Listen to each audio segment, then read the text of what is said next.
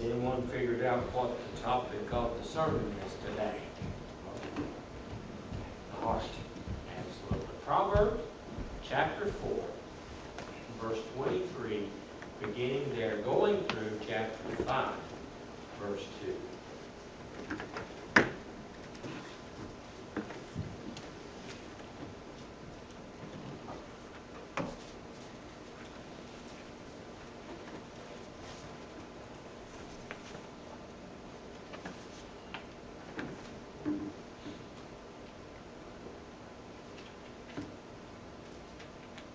Keep thy heart with all diligence, for out of it are the issues of life.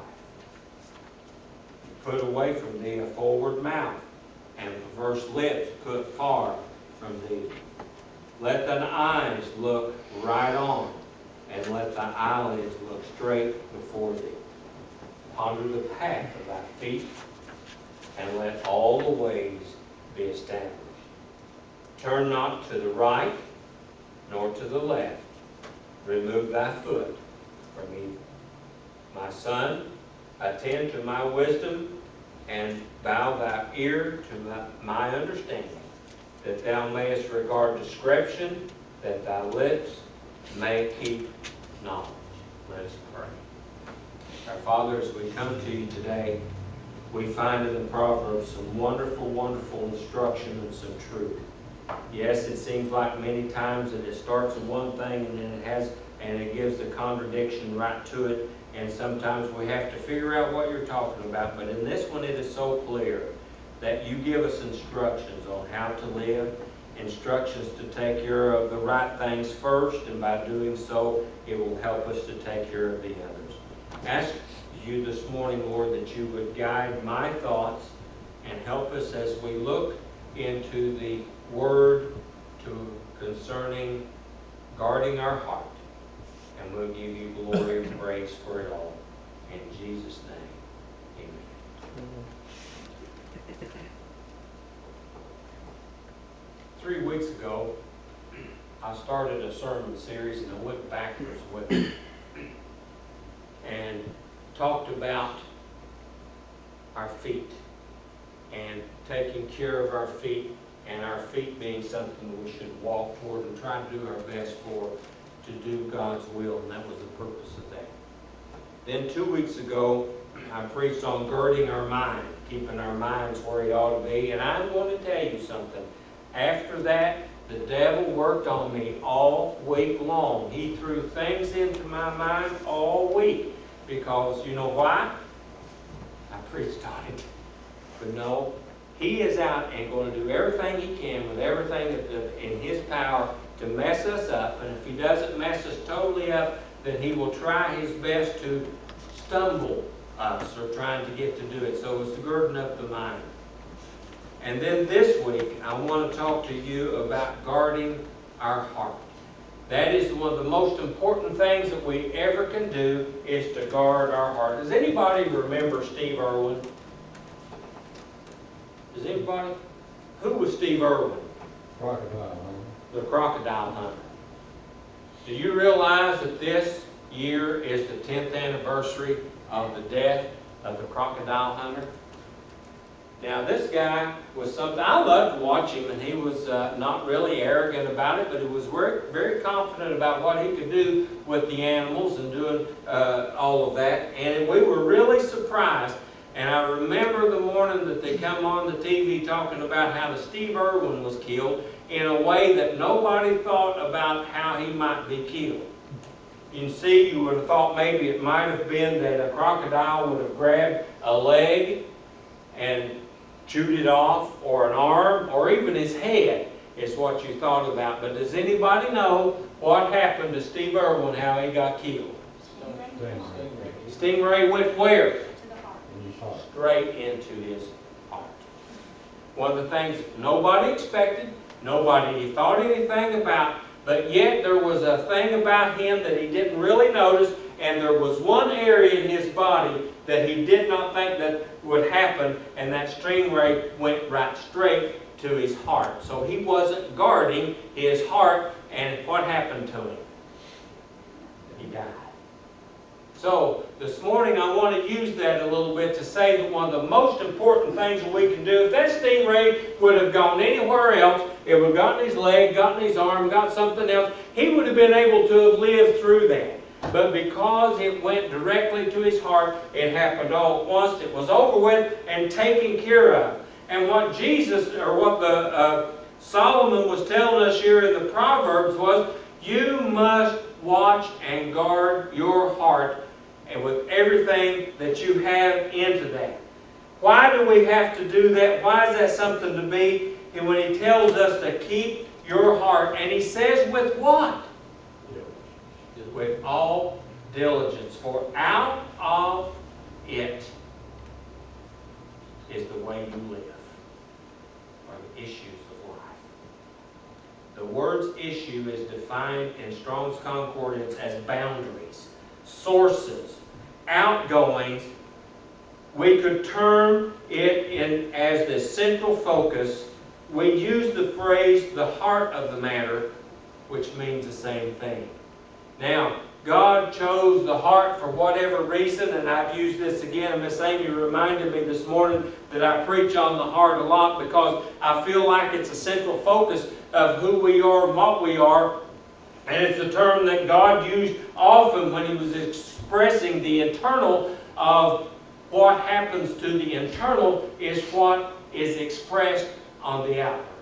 Amen. And from doing that, it is so important that we spend time with that and to use this and to know the heart of the matter.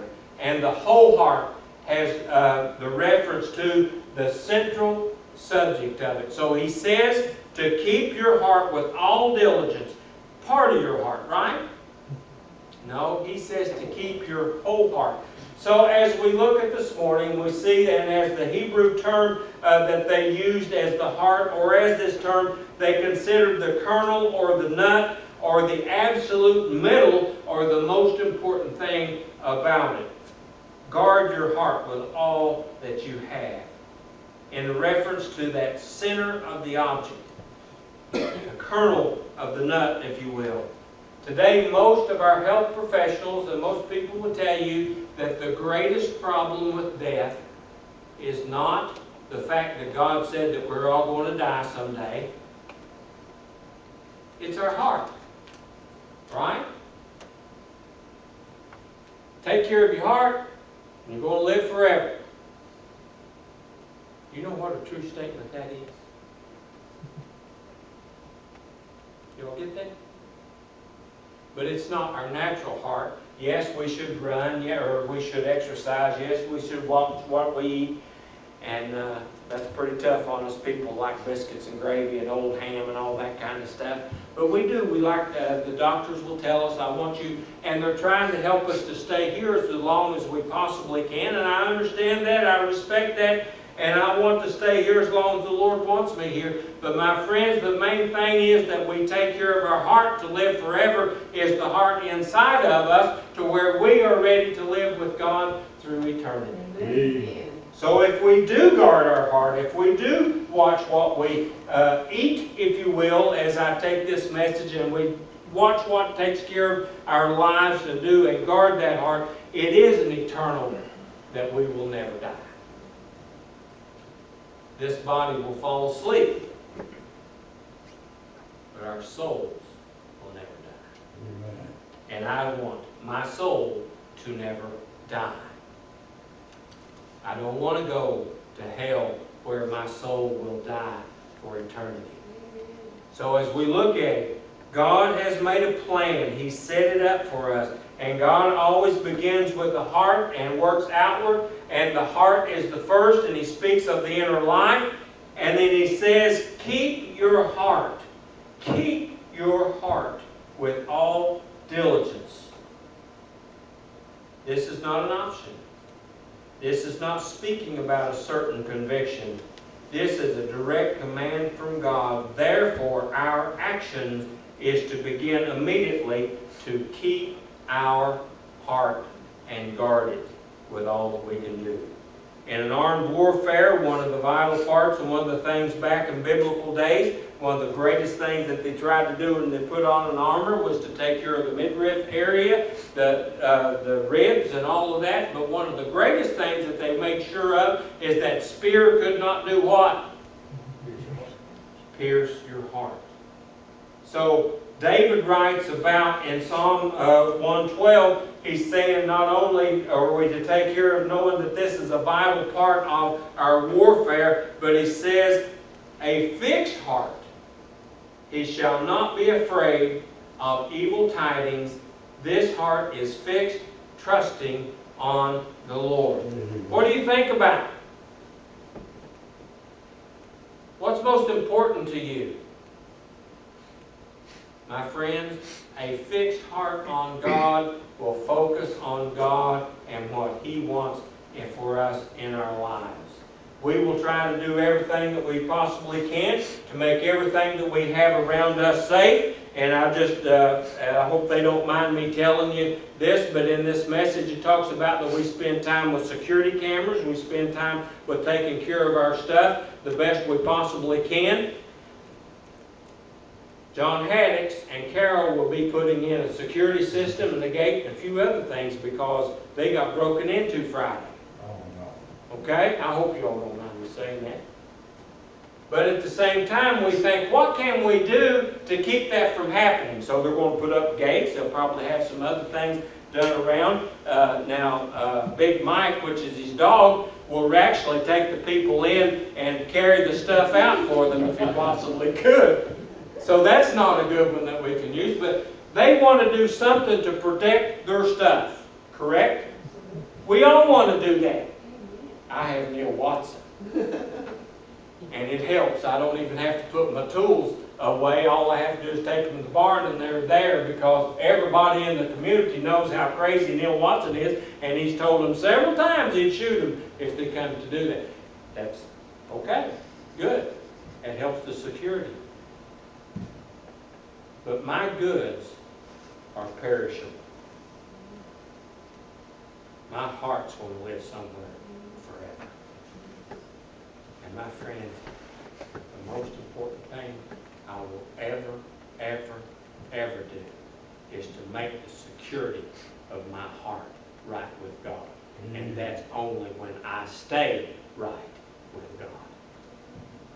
What a wonderful, wonderful thing that He has given us. And we were talking about it, saying what a wonderful change in my life has been wrought when Jesus came into my heart. Do you know that if everything else is in our heart, Jesus can't be there? So He wants us to guard it. He wants us to protect it. And if an athlete ignores training, if they go doing things that they know that are tough on the body and they don't take care of the body, they're not going to be able to be successful on what they need to be in whatever athletic thing that they can do. My friends, we are the very same way, is that as we live our lives, we must stay in condition. And the greatest thing that we can make sure that is in good condition is our heart is working properly.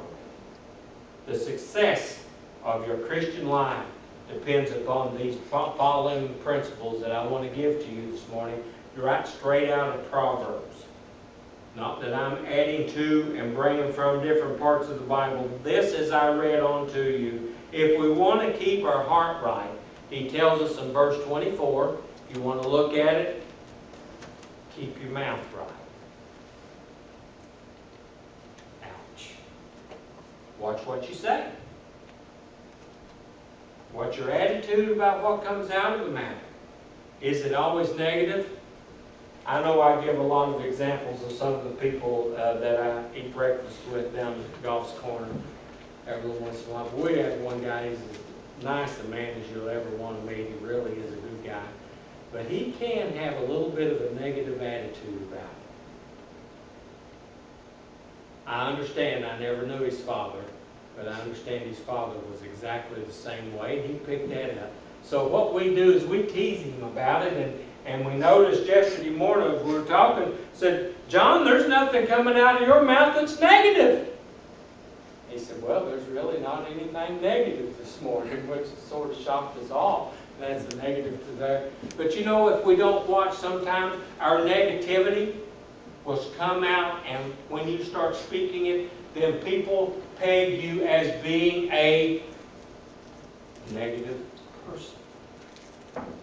And as we realize that what we think of our heart a lot of times is as we speak it, then of course what we're doing is we are revealing to people what is in our hearts many times.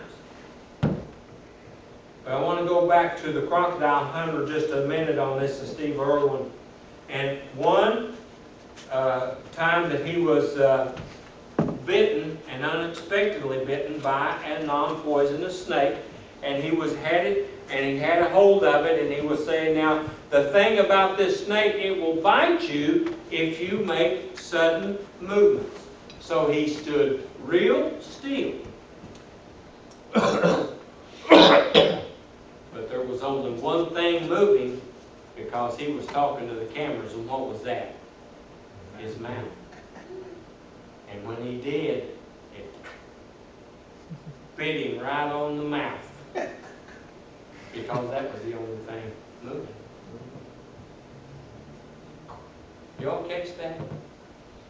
A lot of times, people find out about us by the words we say. And the words we say can reveal what's in the heart. But a lot of times we can get lazy. We can start listening to what other people say, and we start saying and repeating, and I'm guilty, and we all can do that. Guarding our hearts is not a thing to be lazy about. It's something to always be sharp about, the best that we possibly can do. And as we speak, sometimes we say something that can get us in trouble and put us in a situation that we have to do something maybe that we shouldn't have to do, to, as they say, put up or shut up. Thank you, John. I knew somebody would finally come up with it. And if we haven't said it, you don't have to worry about it, right? So he's telling us one of the greatest things that we can do here is that to guard our heart is to keep our mouth right. Put away from thee a forward mouth. Perverse lips put far from thee. Forward has to do with that which is bad. It speaks of uncontrollable, perverted, dirty, or foul language. It may start with a little, and if you don't watch before long, it becomes a lot. So therefore, we have to guard and watch for that, and that will help us guard our life. Your mouth will have a bearing on your heart. 1 Corinthians chapter 15:33 tells us, be not deceived, evil communications corrupt good manners.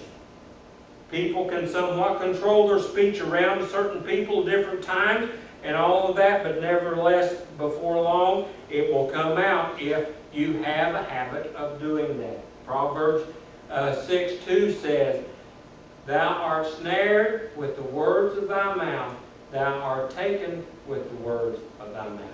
Proverbs 6:12 says, a naughty person, a wicked man, walketh with a forward mouth. Doesn't talketh with, but walketh with a forward mouth. You will become like what your words are. I want to read to you Matthew 12:34-36. O generations of vipers, how can you, being evil, speak good things? For out of the abundance of the heart the mouth speaketh. A good man ought to, out of a good treasure of the heart bringeth forth good things. And an evil man out of the evil treasures bringeth forth evil things. But I say unto you that every idle word that man shall speak, they shall give an account. Therefore, in the day of judgment, for by thy words thou shalt be justified, and by thy words thou shalt be condemned. Wow. Your mouth and your heart, you will become of what you talk about. Your mouth will do more damage to your heart than you'll ever know. opening your mouth when you shouldn't, saying something you ought not to. What I'm saying here is I'm not browbeating you. I am just cautioning me as well as you. If we want to really guard our hearts, one of the first places that can happen is by guarding our mouths. Don't allow your mouth to be overload your heart. Don't put more on it by saying things that you ought not to say that you have to go back and apologize for. Think about it. James 3 tells us something real strong. James loved the tongue, didn't he? But in 3 verse 8 it says, "But the tongue can no man tame. It is an unruly evil, full of deadly poison."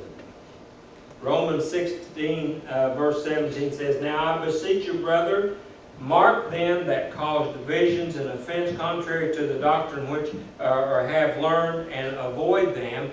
What he's telling us is, when we talk, let's be careful what we say, and we do it for our own heart. But everything that needs to come out of our mouth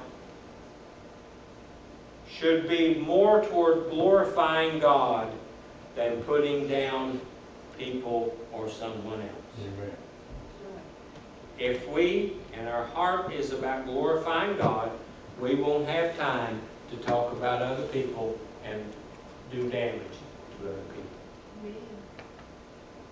So he tells us the first thing, keep thy heart with all diligence.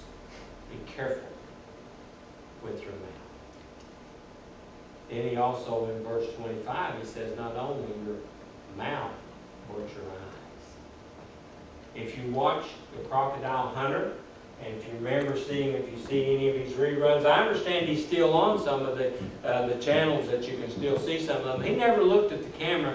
He always looked at the animals that he was dealing with, because he always wanted to know exactly what they were doing. It wasn't rude that he didn't look at the camera. That was just something that he did, is that he was aware of what was around. My friends, what we need to do is be aware of all the things that are around, and believe you me, there is plenty out there that our eyes can see that does not need to be seen, and we can all have it, say that it's bombarded us with it, and yet our job,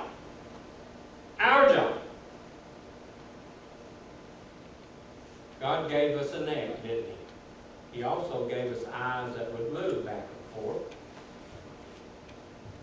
And we can turn, and we can do whatever we need to do. So watch because what goes in there stays in there, and it is a proven fact that if you see it, it does a whole lot more of an image to us than if we hear it.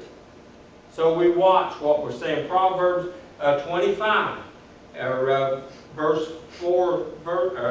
chapter 4, verse 25. Let thine eyes look where? Right on. And the eyelids look straight before thee. What we see, our eyes will be affecting our heart.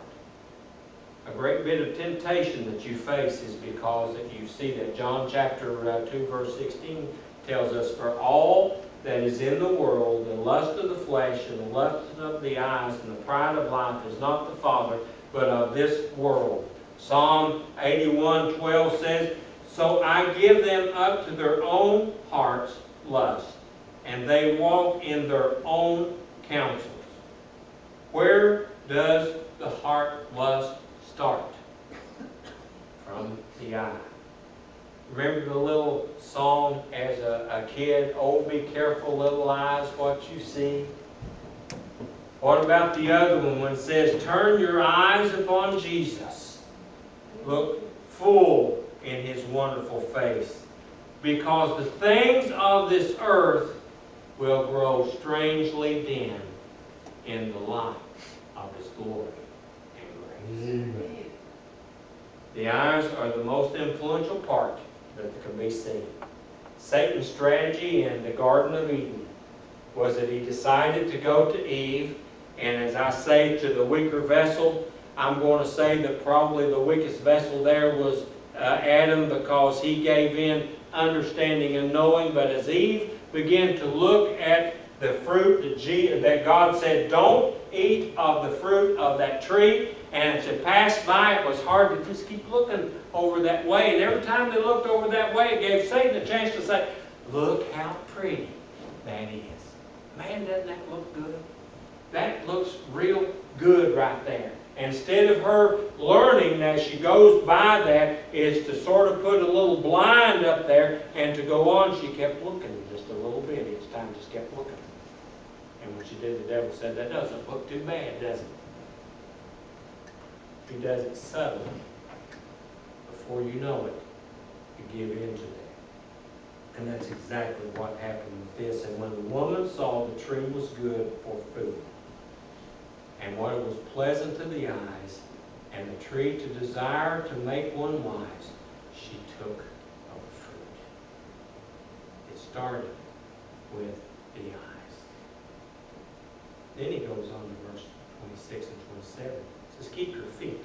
Now, I spent a little time here 3 weeks ago on this about how that we need to do.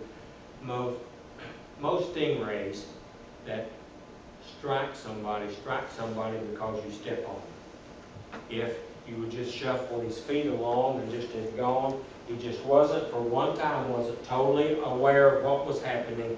And when he did, before he knew it, he got him.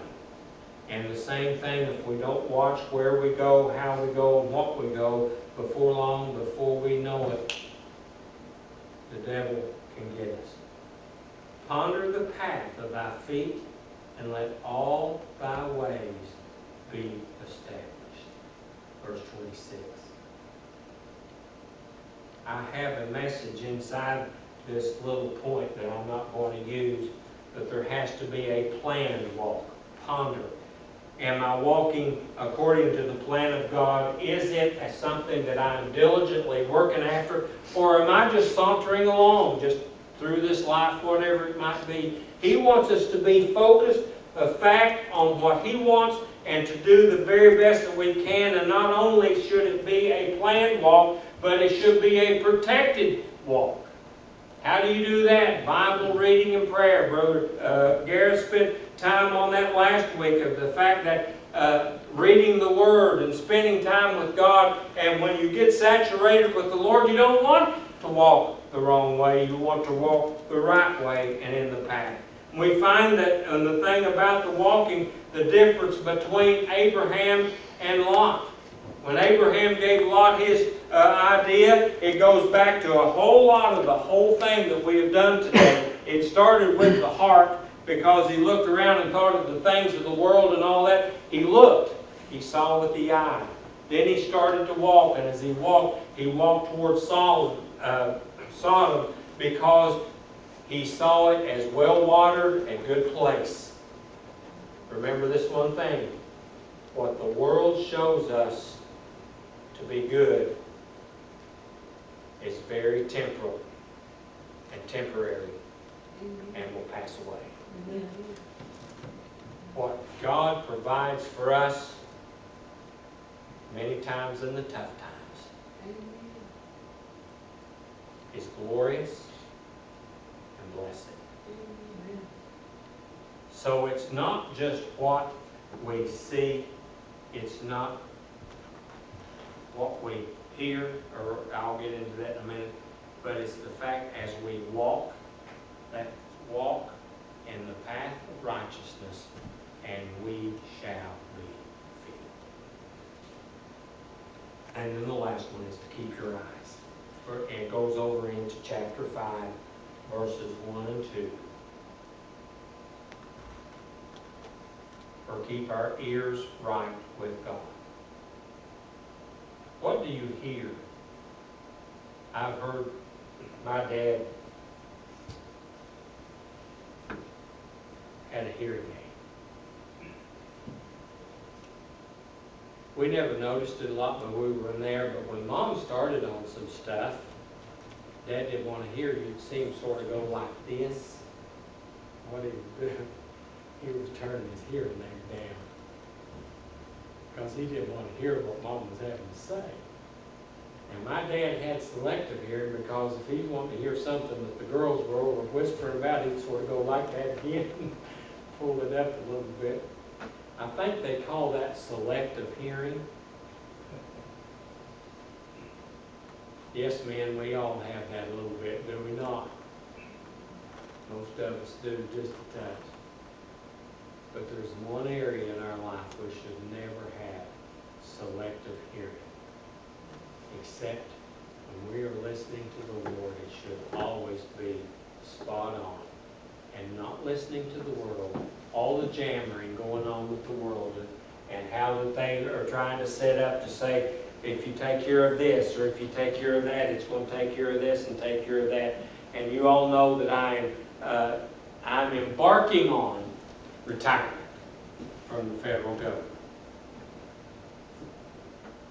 Every time I go to a meeting, I hear people say, I can't afford to retire. And if I put the figures to it, and I think I was going through it, I think, I can't afford to retire. And I'm forgetting the most important thing here. I am listening to the world tell me how to take care of things.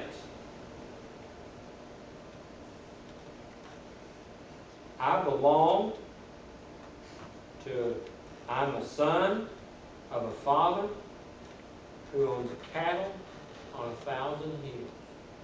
I am a son to a father that knows all, hears all, and can do all. And all I have to do is keep my little hand in his big hand, and he will take care of it. Do my part, and I'll say to do that. And they talk about all of that, and it gets me all frustrated, and I walk away, and the Lord finally just has to go, wake up, young man. And this last time when I went to a meeting this week, and some of them we were all talking, I can't afford to retire. I said, I'm going to retire and leave it in God's hands because He will be there to help us through it. Don't listen to the world. Don't listen to all the things the world has to say. Let your ears be pointed to what God has for us and what's the best in the world that we can ever have. The world will tell us that being a Christian is foolish and there's no reason to be. The world will tell us that, and don't you love it when you're out working with sinners and trying to get them to listen to the Lord and trying to do some things. Oh, the only thing you preachers are interested in is what? What do they say? Money. Tithing, and I don't preach on this here because I don't have to. This church is wonderful. Absolutely wonderful. It's not about the money. It's about the heart. So don't listen to what the world has to say. And you cannot and will not and ever be able to outgive God. And when people start saying all of this or saying that and they're doing all this, forget about that because God is in control of it, and don't listen to the world. He has never failed us yet, and He won't.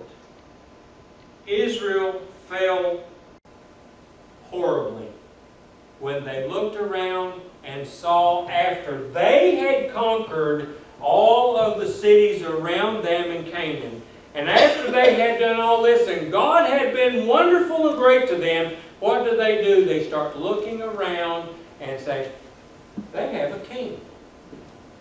They have a king. Why in the world do we not have a king? When they had the King of Kings and the Lord of Lords, they started looking around with their eyes. They started walking a little bit toward those type things, and then they started hearing what other people have to say. And what did it do to the children of Israel? It destroyed them. Jesus brought them back. But my friends, everything that we do, we need to guard our hearts. And by doing so, let's watch what we say. Let's watch what we see. Let's watch what we hear. And make sure that we are guarding our hearts with all Diligence. Oh, for a heart to praise my God. A heart of sin set free. A heart that's always pure and right. He's worth it all, is he not? Mm-hmm. Let's keep our hearts guarded toward Christ and what is good. Let us stand. Sheriff, will you dismiss us?